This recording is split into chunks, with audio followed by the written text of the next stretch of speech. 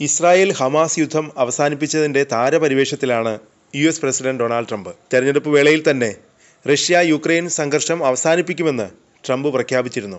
എന്നാൽ ഇതിപ്പോഴും യാഥാർത്ഥ്യമായിട്ടില്ല. താൻ അധികാരമേറ്റ് നിമിഷങ്ങൾക്കകം യുക്രൈൻ റഷ്യ യുദ്ധം അവസാനിപ്പിക്കുമെന്ന് പ്രഖ്യാപിച്ച ട്രംപിന് ഇതുവരെ അതിന് സാധിച്ചിട്ടില്ല. ട്രംപുമായി യുക്രൈൻ പ്രസിഡന്റ് സെലൻസ്കി വരുന്ന വെള്ളിയാഴ്ച കൂടിക്കാഴ്ച നടത്താനിരിക്കുകയാണ്.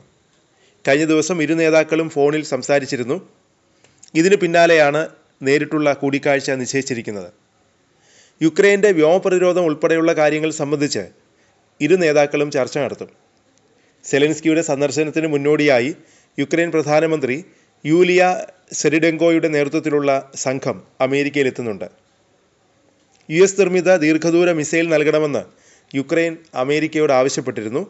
റഷ്യയിൽ നിന്നുള്ള ആക്രമണം ചെറുക്കുന്നതിന് ദീർഘദൂര ടോമാഹോക്ക് മിസൈൽ യുക്രൈൻ നൽകുന്നത് പരിഗണിക്കുമെന്ന് കഴിഞ്ഞ ദിവസം ഡൊണാൾഡ് ട്രംപ് വ്യക്തമാക്കിയിരുന്നു. ഇതിന് പിന്നാലെയാണ് ഇപ്പോൾ സെലൻസ്കി അമേരിക്കയിൽ സന്ദർശനം നടത്തുന്നത്. യുക്രൈനിലെ സംഘർഷം അവസാനിപ്പിക്കാൻ റഷ്യ തയ്യാറായില്ലെങ്കിൽ യുദ്ധത്തിൻ്റെ ഗതിമാറ്റാൻ ശേഷിയുള്ള ദീർഘദൂര ടോമാഹോക്ക് മിസൈലുകൾ കൈമാറുമെന്ന് US പ്രസിഡന്റ് ഡൊണാൾഡ് ട്രംപ് മുന്നറിയിപ്പ് നൽകിയിരുന്നു.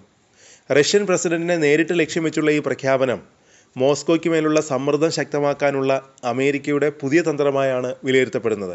ഇസ്രായേൽ ഈജിപ്ത് സന്ദർശനത്തിനായി യാത്ര തിരിക്കവേ എയർഫോഴ്സ് 1 വിമാനത്തിൽ വെച്ചാണ് ട്രംപ് ഈ നിർണായക പ്രസ്താവന നടത്തിയത്. യുക്രൈൻ പ്രസിഡന്റ് വ്ളാഡിമിർ സെലൻസ്കിയുമായി ശനി ഞായർ ദിവസങ്ങളിൽ നടത്തിയ ഫോൺ സംഭാഷണത്തിന് ശേഷമാണ് ട്രംപിൻ്റെ പ്രതികരണം.